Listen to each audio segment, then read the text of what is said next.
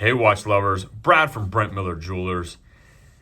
And please forgive me for the clickbait title on this. This is probably the first time I've ever done that, and certainly didn't want to offend any of the fans of the channel because I try not to do that. But as many times as I read that comment on YouTube and Instagram, I had to ask, is Tudor the poor man's Rolex?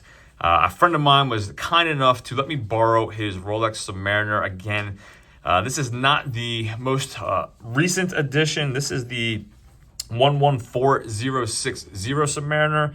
The current model is the 124060. So again, I want to make sure I put that out there first. Again, we are not a Rolex authorized dealer, and so I am not as familiar with Rolex as I am Tudor. However, certainly wanted to compare these side by side.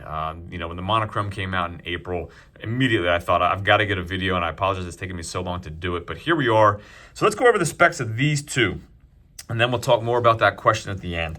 The Black Bay 41, I measured it diagonally, again, from the 10 to the 40, all right? It's from the 2 to the 8 at an even 41 millimeters. I measured the exact same 41 millimeters on this Submariner, again, above the crown protector. So from the 10 across the 40, the same spot, 41 even on both in that dimension. 40.5 across the aluminum bezel insert on the Black Bay, and 40 even on the Submariner. So again, very, very similar case as well as dimension across that. We do have a polished ceramic bezel on the Rolex. And then the crystal itself, 31.2 millimeters on the crystal of the Black Bay 41 versus 30.5 on the Rolex. So the crystal itself a little bit smaller on this Submariner version. And then case thickness, 13.6 versus 12.6. So 1 millimeter thicker on your Black Bay. Lug to lug, 49.3 on the Tudor versus an even 48 on this Submariner. However, you do have male end links on it. So with that male end link, it did come out to slightly over 50. It was actually just 51, almost 51 even. So a little bit longer there where you don't have the male end links. So you have an even 48 on the Black Bay.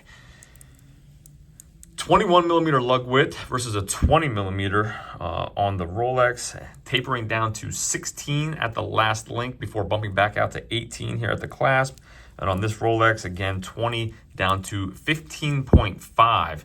And that was actually measured here from, you have the adjustment here. So 15.5 at that last link, back out to 17.6. So just under 18 on the Rolex compared to 18 even on the Black Bay. So again, let you take a look at the clasps.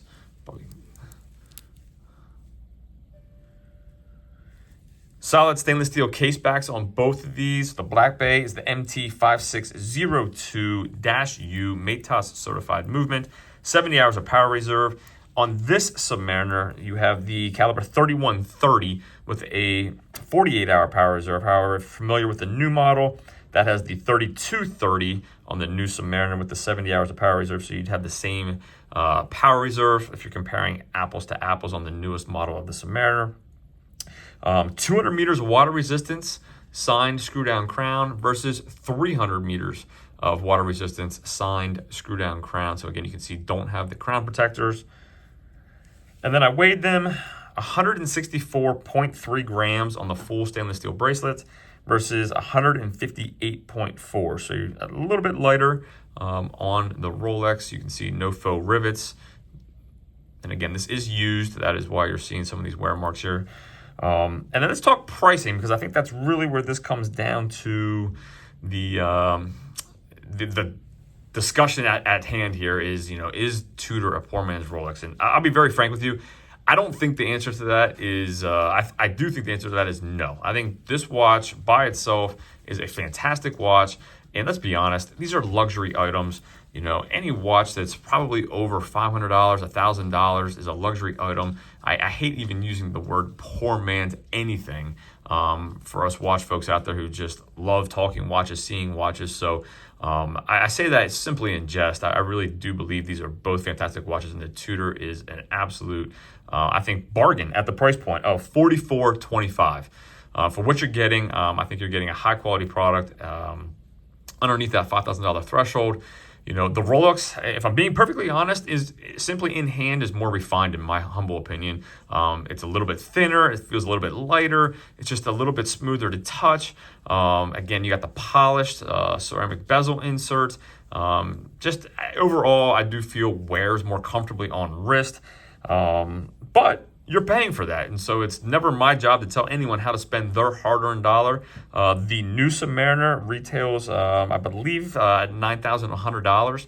So you're looking at double the price of the Tudor. So I certainly think there's room for both. I'm glad both exist. And hopefully, you know, I'm sure there are folks with strong opinions that, yes, Tudor is the poor man's Rolex. You know, I think you can make the case for that, surely, by everything we just talked about. But I'm going to state that Tudor holds its own, and at the value, I think is a great value proposition. And again, glad to have both available to the consumer. So let's take a look at the bezel action here quick. I'll throw these on wrist. You have a 60-click bezel on the Black Bay 41 versus the 120.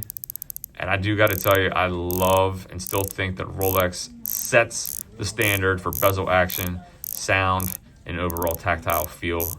Could play with this all day.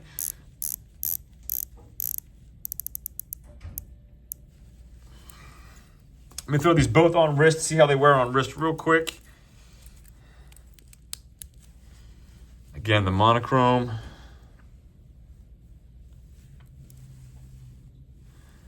One thing I should mention, if you love the 5-link bracelet look, you can get that on the Tudor. You cannot get that on the Submariner at this point. You'd have to look at something else, maybe a GMT Master 2. And the one thing I did measure, and I forgot to mention when I was giving you guys the dimensions, this model, again, specifically, I don't have the newest model here available to compare, but it is blockier, it is chunkier, the case itself. The one measurement I did take, just to share with you, was the very end of the outside of the lugs. On the Black Bay, I measured that at 26.2, again. So towards the bottom, the widest point, versus on this generation Submariner, I measured it at 28.2, so a full 2 millimeters wider, which does take up more real estate on wrist. So I like the thinner lugs personally, but again, it's just everyone's going to be different, have your own opinions, and I certainly respect that.